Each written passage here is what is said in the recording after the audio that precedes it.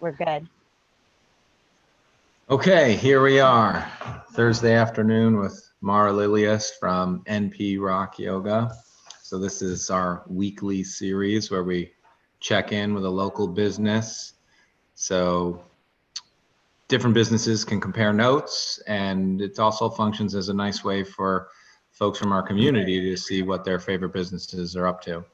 So let's take this time initially just to hear a little bit about Mara's background. Like, how did you end up in New Paltz? Tell us a little bit about, your connection to this area and your connection to ending up at NP Rock Yoga. Cool.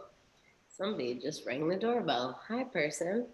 Okay, so I got to New Paltz. Let's see. So Julie Ewald and John Sudo opened up this studio in 2012, and Julie and I met actually in 2012 when we did a yoga teacher training together in New York City. And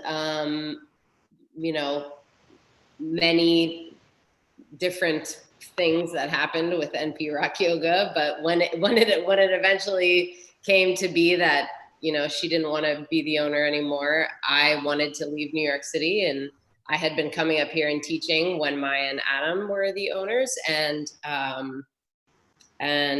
just didn't want to see it close, and I wanted to leave the city, and really loved being up here, and really loved coming up to climb and spend time in nature, and love the community. So decided to keep it going, and it's been 3 years now, which is wild to me. But yeah, so that's my connection to this area. But I'm from Ohio. I don't know if you knew that about me, but yeah, from Ohio, moved to New York City in 2006 to be an actor, and became a yoga teacher instead. And so I act like a yoga teacher every day. So tell us a little bit about your, what you like about yoga and your interest in different practices. Sweet. Man. So what I like about yoga, I definitely, the reason why I started doing yoga was because I had really bad anxiety. Like I would get on the subway and have an awful panic attack, and it would be like the worst rest of the day ever. And so I found this place that had donation-based yoga, and so I started going every day, and that was really helping with that. And so I just felt this like huge interest and curiosity, and like if more people could be connected with their bodies, like connect their mind, connect their breath, connect their body, their movement, the way they move, the way they sit, the way they walk, the way that they do their jobs, like how would their lives change? And so I wanted to start teaching because I noticed, how much it helped me, and I wanted to help my family at first. Like it wasn't about like, teaching a bunch of people or owning a studio or anything. I wanted to help my family with that, like find that connection. And I think that I'm really good at getting people who wouldn't normally do yoga to do it, because I have such like a laid back idea of what is right. Like I think there's a lot of right ways to do yoga. So, I think that some people stay away from it because they're like, oh, well, I can't do yoga because I'm a little bit overweight, or I can't do yoga because I don't have the right clothes, or I can't do yoga because I can't touch my toes or whatever. But like I literally think anyone ever can do yoga. Like you can sit down and take a deep breath. And if you're doing it mindfully, I think that's cool. So that's what I like about yoga. And in terms of different practices, do you mean like the different practices that we have at the studio, Tim? I'm not sure. Yeah, different styles of yoga. Styles. Yeah. So, that's another thing, just like another, like there's so many right ways to do yoga. We have all these different styles that we get to practice when we're in the studio. Like I have the trapeze hanging right here, which is like super cool little thing. Hot yoga when we get to use our heating panels, and vinyasa where you're flowing and moving, and restorative where you get to like move very slowly and really rest and really like get more into your joints and your connective tissue.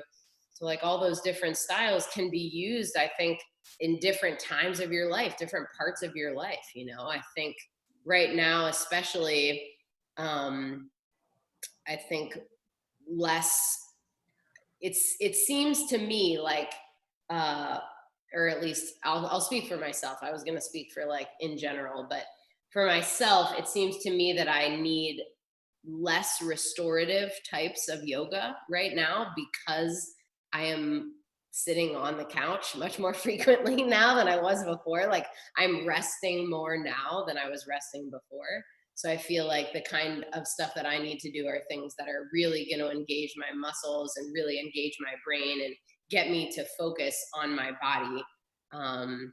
So like practicing the hot sequence without the heat is definitely helping me to build a lot of strength. And then, doing like a intense, like a high intensity interval training kind of practice or a vinyasa practice where I move quickly and like get my heart pumping, feels like it's helping me with my cardio, my heart, and my lungs. So, yeah. So how would you describe, because you have experience managing a yoga studio in New York City Mhm. and running and owning this yoga studio in New Paltz, is there anything interesting that you would note when you compare the different types of communities and what people need and what they're looking for when they go to a yoga studio? Mm. Well, the main comparison, or I guess the main difference, is that there was way more people, obviously, in New York City. Like way more people were coming in and out of those doors than here. But the thing that I've found in this space that is really similar to specifically the space that I was running in Brooklyn, because I managed a few in Manhattan and then one in Brooklyn. And just the vast range, like this huge range of people that are coming in, like students from New Paltz who have never done yoga before, people who have been teaching yoga for 20 years, people who have been practicing yoga for 20 years but have never really found or have never really done hot yoga. Like there's so many different types of people who come into the studio, but they're all like happy to be together and happy to talk to each other in the locker rooms and happy to like see each other. That's definitely something that I'm missing, so it's even just like making me sad talking about it right now, because I'm like, oh god, I just miss having people in this space. But it I think that yoga is a thing that anyone can do, no matter your size, your shape, whatever. So uh, this space has been able to house that. So many different types of people come in here, and it seems like so many different types of people feel really comfortable being here. So when you're thinking about the different folks that come through the doors at Rock, do you like have an eyeballed number in terms of how many people you serve? Like whether in a 1 month or several month period? That's a really good question. And I probably should know the answer more specifically to that, but like, at least 100, maybe Right. a couple like monthly, like at least 100, maybe more, like I know that my email contact list has like 2,000 people, but I don't think that all those people even still live here in New Paltz. This business has been open for a long time. But yeah, like I would say, especially during January when people are like doing their whatever it's called, New Year's resolutions, especially in January, we see hundreds of people in that month, hundreds of different people too. And since I've opened, the number that I do know that I have, we've had over 600. I bet it's at least by 700 now. New people come in the past 3 years. So people who have never been here before have come to try out the studio, which I think is really cool. Yeah. So walk us through what it has been like for NP Rock during this pandemic. Yeah. Oh my God. So I went out of town at the beginning of March. I was kind of like, yeah, there's a pandemic, but I can still go on this vacation that I had planned, right? And while I was there, everything started shutting down. So I'm like on the phone with all the other teachers who are here. And I'm like, what do we do? I don't know. Can I just make the decision when I get back? And they're like, no, it's scary. Everybody's scared. Close down. And so we closed down. And so when I got back, I was kind of like a mad dash of like, okay, how do I make online classes? Do I do recordings? Do I do this? Do I do that? And over the past few months, it's just kind of like, you know, I've settled down for sure, because I was really anxious about it at first. But you know, just like figuring out that we can have like a basic online schedule where we'll have live classes like this on Zoom that people can come and take. We have recordings available on our Mind Body site, so people can sign into the Mind Body, sign up for the recorded classes, and then access them throughout the week. And then I have a YouTube channel, which I've had a YouTube channel for a long time because of my dad. Like I was trying to get my dad to do yoga, and so I figured if I made it easiest for him, he would do it, and he does do it now, which is really cool. But the YouTube channel is called Tell us the name of it. Yoga for Your Dad. Yeah, Yoga for Your Dad. It's like my favorite name. Yeah, it's like, I don't know. It came to me because it was for my dad. And I was like, I love it. I love that name. I think it's so perfect. But I've been uploading videos to that a lot. And there's like short little ones. So I think that's why it's been pretty successful, because people like to just like take a 10-minute break and like do a little neck stretching or a little whatever. And yeah, so now that we're in this like kind of regular flow of having the recordings and having online, and now that it's starting to like, I'm starting to see things reopen, I'm kind of curious about what the next steps will be, because I have some thoughts about like what could be next. I don't know if that's your next question, or if you want. Yeah, I mean, have you compared notes with other yoga studios, whether it's like in Ulster County or in the city, or climbing gyms or other gyms? Like, I imagine, you know, lots of people have different ideas on what the future might look like. I'm curious, you know, what have you heard, and, you know, as you've probably been exploring the future? Yeah. Actually, it's a really good point, and now that's making me think, like Liz and I had talked about scheduling a meeting, like a FaceTime or something, and we didn't end up following through with it. So I would be Liz from Stonewave. I would be really curious to talk to her and to see what she's thinking. But mostly I've just been talking to my friends who are all not like my friends who are yoga teachers, who are all teaching on their own. And they might be just keeping their Zoom classes going. Like they're having such success over Zoom that they're really curious and interested in like investing in a nice microphone and investing in like a lighting system so that they can just do it from their homes, because it's proving so valuable to them. For me, it's a totally different thing. Like I have a space, so like I want people to come to the space, and plus like the heat, you know, the heat makes a huge difference. These heating panels make for a totally different experience of yoga, especially, you know, from your house, your bedroom, your kitchen, wherever you've been practicing yoga. So yeah, I'm really curious to see what happens, and definitely to talk to Liz and see what that's like. So I will remember to respond to her email and talk to her after this, so we can make an appointment. Yeah, and there's so on the state website that talks about the phases and how different businesses should be approaching like some sort of return to normalcy. Like you could find out you know, what you should be doing based on the type of business you have, if you haven't already done that. Because I think what will be tricky about a situation like yours is you would not be able to open up until phase 4. Right. And we don't know when that might be. Right. Well, something that I totally, and I haven't looked at the website. I've kind of been hiding from a lot of news, which I realize is ignorant, but I was just noticing that at the beginning that I was getting really sad because of it, and really like, mental because of it. So I kind of turned that part of myself off, which now I can start going back and seeing what's happening. But I was thinking before reopening the studio in general, it would be really interesting to talk to some farms, or maybe not even farms, but like places in the area that have land and do some outdoor yoga classes.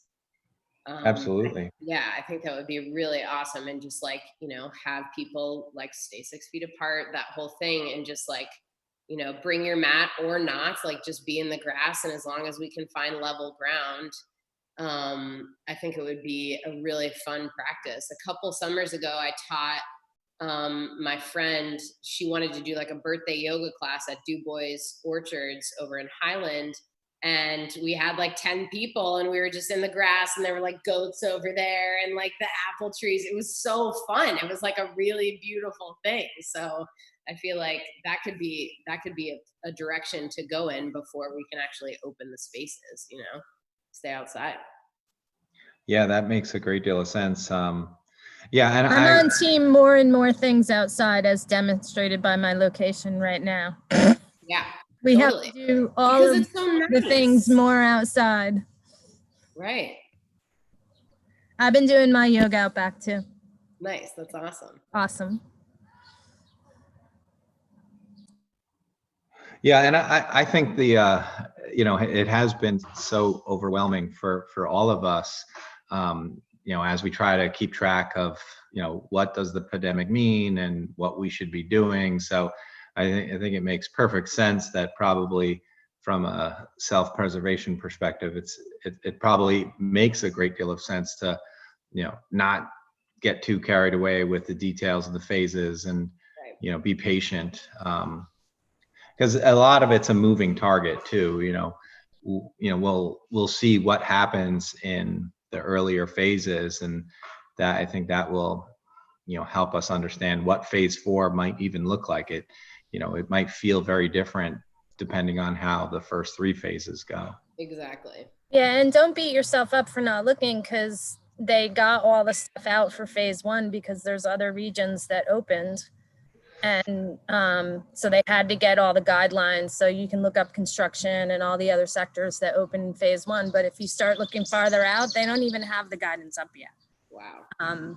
So I suspect they'll have phase 2 pretty soon, because those regions that went into phase 1 are going to have to hit phase 2 relatively soon. But like Tim says, and we've been telling everybody, it's like you have to do this dance of being prepared and knowing what all the different scenarios are, but also recognizing that you have to be nimble, because everything can change on a dime. So you have to be able to pivot. Totally. Which is, but yoga can help with that. Right. Yeah, yoga can totally help with that. Yeah, and I think what I you were agree with your philosophy. I mean, Michael Stein taught me years ago. It never went out of my head. It's all about getting on the mat. And whether you show up and sleep on that mat, or you're like a totally advanced, right, like everyone around you is like, right, like any space, I think any good yoga space realizes that it has to be able to be attentive to that spectrum. Totally. Appreciated your comments there. Awesome. Thank you. Yeah, and I'm on at least one, probably several Zoom calls with Deputy Mayor KT each day. And the idea of doing stuff outside, I've really gotten used to hearing birds in the background of KT's calls every time. So that might be our new normal, at least for a little while. That's great. I'm still doing calls indoors. But I also feel like there's a difference too between instructors figuring out that they can engage students online with a Zoom call, because that's a perfectly like reasonable substitute during this time, but I think a lot of people appreciate, you know, the ritual of getting together with a group, you know, talking before class, after class, comparing notes. You know, I think that's a big part of the yoga experience. So, you know, hopefully we'll be able to, you know, enjoy that again in the future too. Totally.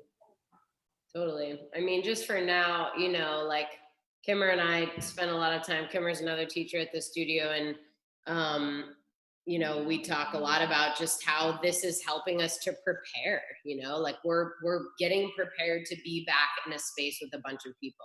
Like this is an opportunity to focus on ourselves in a different way that we couldn't do before because we weren't doing yoga just like at our house, maybe in the middle of the kitchen where there's other people walking around or whatever. Like it's really a challenge to focus and a challenge to like, no, don't go over there and do that thing that you see on your counter that you needed to do. Like stay focused and stay on your mat and do this thing just for this amount of time.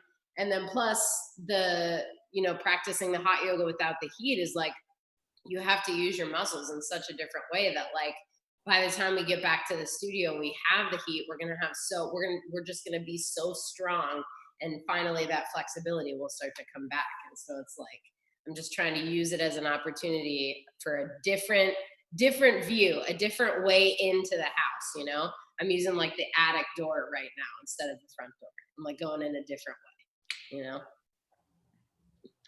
Anyone else have questions? I'm Ariana, curious if you're seeing people take your classes from like far away. I mean, I've been taking a bunch of classes like at Alma in Newburgh, just because one of my former students is now a teacher there, and like I could never get down there, so I've been taking a lot of her classes. So it's kind of expanded geographically who you can get to. I totally hear you about the lack of community, and I also feel like just like with regular education, like you can't adjust people, you can't do that kind of teaching. So I'm also curious, like your thoughts on that and how you're adapting to be able to serve people in your classes, because that's a big part of the class is no, totally. At first I really struggled because I take a lot of pride in my ability to like read a room, like coming in and being like, oh, there's these people who have never done yoga before. There's these people who are obsessed with yoga and they can do anything. And then there's these people who are somewhere in between. And I feel like I would do a very good job of like talking to the specific people in the space. Well, when I first started doing the Zoom and I'm looking at these little tiny screens on my computer, I'm just like, oh my God, I can't read the room because I can't even see this person. All I can see is their feet. And this person, all I can see is their head. And this person, I can't even see him. So what I borrowed a projector from a friend, and now I project the Zoom call onto the wall. So now all the boxes are like way bigger, so I can see them more clearly, which helps. One, two, I ask people before to like set up their cameras so that I can see them if they want to be seen. Otherwise, you know, then I don't get to make adjustments with them. But I've been making verbal adjustments just the same way as I would in a normal class. I'm like, hey, you know, Ashley, drop your right hip and try to use your right heel a little bit more or whatever, you know, based on what I'm seeing. But I agree with you, like it is such a bummer to not be there physically, because that was another part of teaching that I really loved, just like physically connecting with people. But like you said, I've noticed that, you know, I have friends literally all over the world that have been taking my class recently. And so that has been so cool. I've actually seen less people from New Paltz in the calls and way more people from all over the place in the calls. So that's really interesting to me too. Yeah, that's kind of a nice benefit. Yeah. So, you know, also the challenge with being a studio owner is like you have utility bills and you have rent and you know, other expenses that, someone who's just providing a Zoom class online doesn't have. So have you been able to identify any like grants or loan programs to help your business? So I've applied for them all. I haven't gotten anything back yet. I haven't heard anything back yet. I'm hoping for the best, and I'm continuing to, do research on other possibilities. But we started a GoFundMe, and that has been really helpful. People have been donating to that GoFundMe. And I basically I put like our goal for the GoFundMe to like, if we were closed for the next 6 months, this will help me pay the rent that I have to pay. And thankfully my landlord is giving me a percentage break on the rent, which is helpful. And my utilities are almost nothing, like compared to what they were, because I was paying for all the heat, So yeah, at first I was really worried about the whole thing, but I'm just kind of like, I'm not going to worry, because it's not that there's no help for that. So I'm just going to, apply to what I can apply for, hope that I get some kind of grant or some kind of help, some kind of stimulus, trust that I've got a bunch of people in this community who want to see the studio reopen and will help us out on the GoFundMe, and, just see what happens.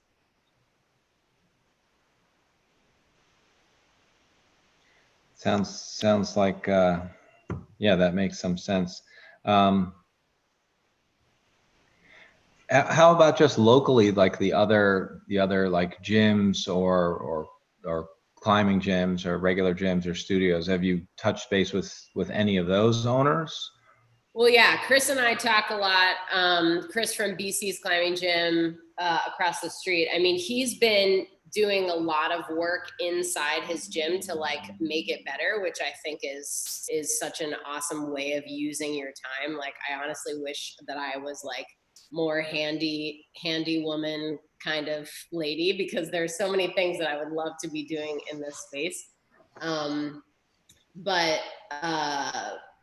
so that's what Chris is doing to prepare. I just don't know, again, like, we just don't know what's going to happen, like what to prepare for, when to be ready. So he's just like in there, doing this revamp and refreshing.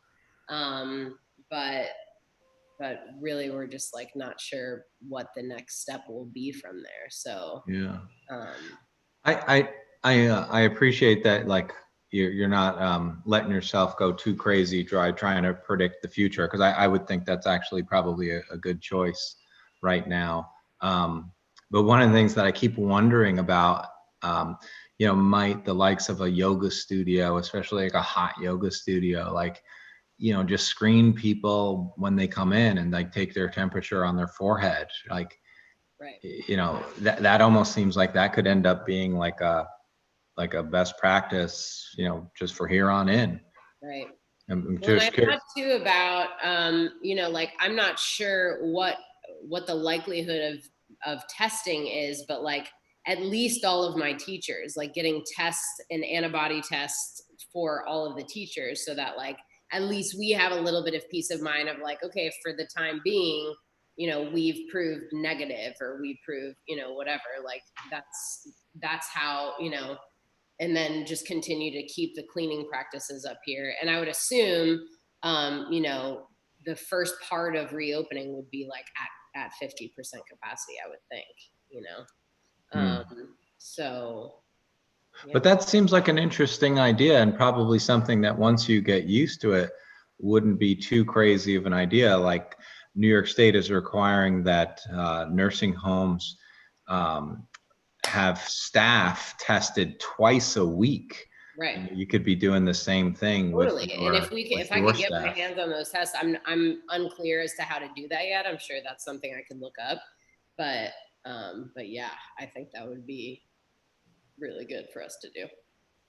KT, do you know how much something like that costs? Like, how much does it cost for a business to administer a regular testing program like that? Well, that's a moving target too, because remember, like, you could always be exposed. We're making them by flying by the seat of our pants, not we, but the larger we. Right. So who knows, by the time a yoga studio would open, maybe we'll have a quickie test. We don't know if it'll be an antibody test or a COVID test or some kind of screening. So even, Tim mentioned the nursing homes. I don't know what the cost is. Michelle from Woodland Pond said, there's different options and, different outcomes based on those options. And I don't think there's definitely more tests now than there were 1 month, 2 months ago, but I think they're being prioritized for things like that, nursing homes and whatnot. So it's another TBD, but I think you're right that there's going to be best practices like taking temperatures, or if we could get a great quickie test, or maybe we get a vaccine. There's so many possibilities. Well, and wearing masks. I don't know about you, but I've worn a mask doing yoga before, and it absolutely sucks. Like, it's awful because you just can't, you can't breathe. Like, it's hard. It's really challenging, but it's also, just another thing to change your focus, another thing to be challenged by, can I stay calm even though I have this mask on my face?